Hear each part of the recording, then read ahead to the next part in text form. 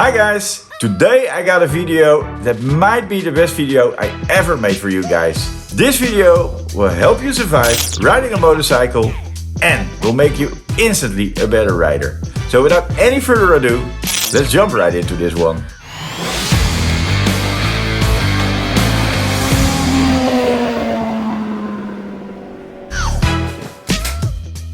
Riding a motorcycle is for the most of us one of the best things in life. However, we all know about the danger that comes with it. But we can easily minimize those dangers, and that's exactly what I'm gonna discuss with you in this video. Some things you already know and some things might be completely new for you. But all those 10 points I'm gonna discuss with you are very, very important. So make sure you watch the whole video because it can save your life. This video will be around 10 minutes, I guess. I think it will worth it comparing to your own life. Yeah. By the way, if you are new here, hello, I'm Roland. This channel is all about motorcycles and motorcycles related stuff, and in some cases I try to put a little bit humor in it also. So go check out my channel after you watch this video, of course. And you might want to consider subscribing. Only if you care for your own life. If you don't care for it, then don't subscribe. I am riding motorcycles now for 25 years and I never had any accident. I never fell off my bike in my whole riding career. And I know some people say there are two kinds of riders. One who fell off his bike and the other one who still needs to fall. Who knows, who knows. But we can make sure that our part is as safe as possible. Of course, some accidents are just bad luck and are impossible to avoid. Like when a plane crashing down on your head, or you encounter a Chinese woman texting in her car. But those chances are very small. Not, of course, not with the Chinese women, because they are small.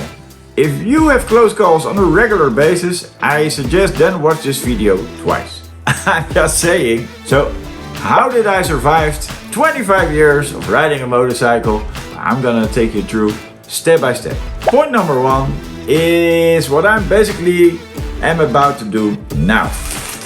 Wearing proper gear. And that means from head to toe. I've got a back protector in my jacket and I got protection in my shoulders, elbow. It is not as good as a leather suit, but it's made for some decent protection. I have a leather suit and when I really go wild on the motorcycle, then I wear that one. My hands are very good protected, which is of course very important as a musician, but I think fingers are, for most people, kinda important. My pants have several protectors in it on my hip and on my knees, and my riding boots are also very safe. Everything I wear is especially made, of course, for motorcycles. They're all motorcycle brands. I also wear a full face helmet with a pinstripe, so my vision won't get fogged. And it has a little television on it, so for the people in the back they can watch television. Really? So, what bike should I choose today? The Blackbird? Nah, it's too cold and it don't have a very good wind protection. The BMW? Nah, I don't want to clean it after the ride. It's a little bit raining outside, so nah, not gonna happen. So yeah, let's do the Bergman again. Yesterday I put a new fresh oil in it, so let's see how she is running. Alright, let's head to point number 2 on how to expand your life on a motorcycle. Make sure your bike is in a proper working state. Check the brakes often, check your lights also. If they cannot see you, you are asking for trouble.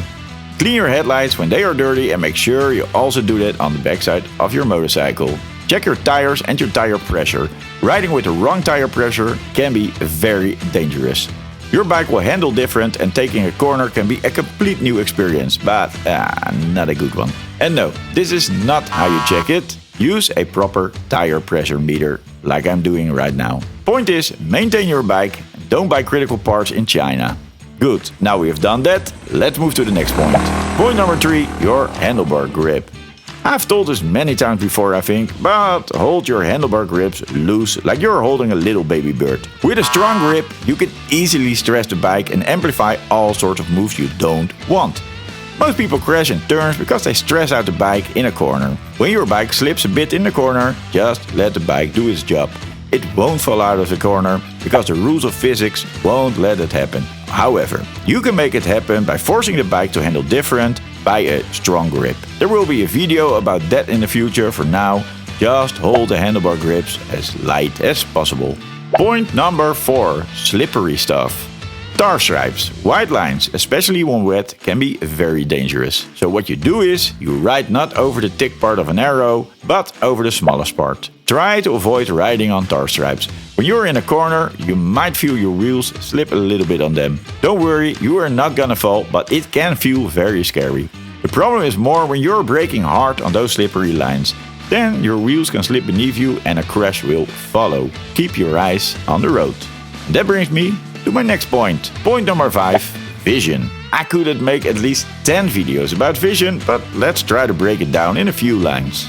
Vision is key, but it's something you must train. You will get better at it while you gain more experience. The key here is that you can spot upcoming danger long before it becomes danger. When you have a lot of close calls, this is what you really need to train. This is why you have close calls. You are not looking far ahead. Try to scan the whole scene while you are riding. Check all the lanes by a crossroad long before you arrive there. Check the road far ahead. Scan between 10 meters before your motorcycle and 200 meters. Basically, you go from far to close and from close to far. And you do that all the time while riding. My eye shoots very quickly to all directions while I'm riding. So I won't be surprised by a car or a pothole. The further you can see, the better it is. Point number 6 is also a bit about vision. It's about looking where you want to go. In a previous video of mine, I discussed all sort of accidents. Most of them were by not looking where you want to go. It is also called target fixation, I believe. When you are in a corner, just look where you want to go. Not by just using your eyes, but use your whole head. Your head must be in the direction you want to go. This is something you can train easily. So make sure this will become your second nature. If you are in a corner and you think you're not gonna make it, well, looking at the part what you are gonna hit will give you a guarantee that you will not make it. Look where you wanna go and your bike will follow. It is that easy. I am noticing that I'm pretty serious in this video, so yeah, I'm sorry for that, but maybe this is very important. I want you guys to survive out there. Who wants dead subscribers, right? So, next video will be funny again. Deal? Let's head to point number 7. It's also about vision, and I see this a lot of times go wrong. Keep distance. This is the most simple thing to do and will save you tons of serious trouble. When I'm riding in a group, they always ask me why I'm riding so far behind. Like all the other bikes ride 2-3 meters from each other, and then they see me doing like 10-15 meters behind at least. The harder you need to brake, the bigger the chance you will go down. I almost never had to do some kind of emergency braking because I always kept distance. It rides more relaxed, you don't lose any time at all, it is just distance. When I'm on the highway, I choose to ride on the left lane when the right lane is busy. So I keep a good vision. And I don't have to be worried that I need to brake hard all of a sudden.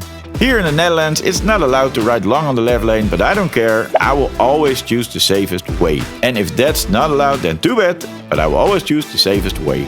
Keep distance and you will decrease your chance on an accident big time. And that brings me to point number 8. Taking little breaks. Don't ride for 5 or 8 hours straight in the saddle, because your focus, your responsibility will drop faster than the stock market did in 2008. I normally take a break like every hour or something like that. It's also the cramps in my legs and the pain in my back. If I will ride for like 4 or 5 hours straight in the saddle, then I can feel it the next day. But with a short break, it just disappears and I can move on. Sometimes I can ride easily for 3 hours in the saddle, and sometimes I'm like after 1 hour exhausted. It all depends on your riding style. When I ride the Blackbird hard, then I'm really exhausted after 55 minutes or so. But when I'm cruising on my BMW, I can do it straight for 3 hours in the saddle. But I don't see the point of riding so many hours in the saddle. Why would I hurt myself? Besides, I love coffee. How's the coffee doing? Next point.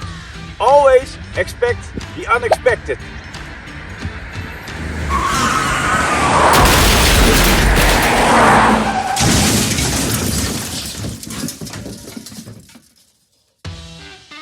Point number 9. Always expect the unexpected.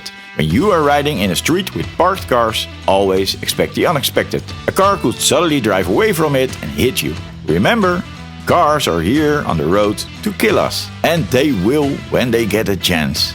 So always expect that something can happen you would not expect, simply because you could not see it. But at least you can expect it. Never ever drive in a car's blind spot. Make sure you can see his or her face in the car's mirror, and always expect the car is just gonna move in your lane without any warning.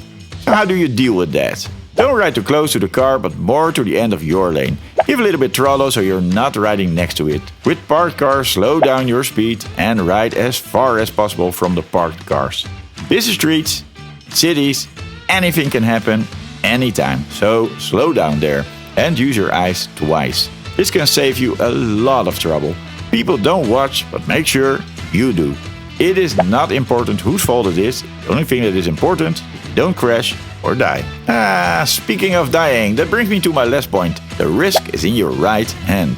The faster you go, the bigger the chance you will run into danger. Now, let me get it straight. We do not buy a fast bike to drive slow, I get that. But there's a place and time for everything. The street is not the same as the track, and some riders will ride the streets like they're on the track.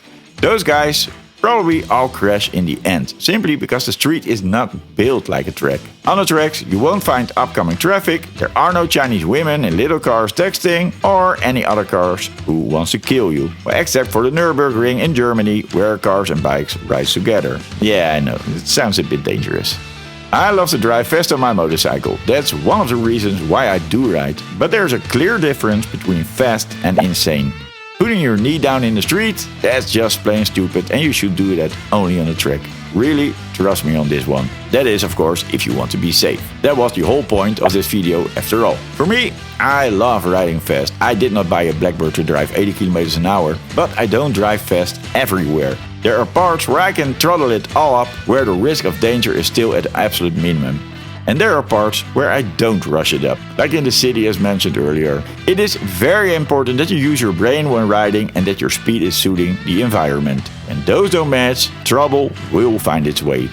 And be extra careful in rain. Don't play with the limits then, even when there seems to be no danger. I think that if you follow those 10 points, I'm sure I'm gonna see you in my next video. If you're not subscribed already, hit subscribe and then I see you also the next time. For now, stay safe.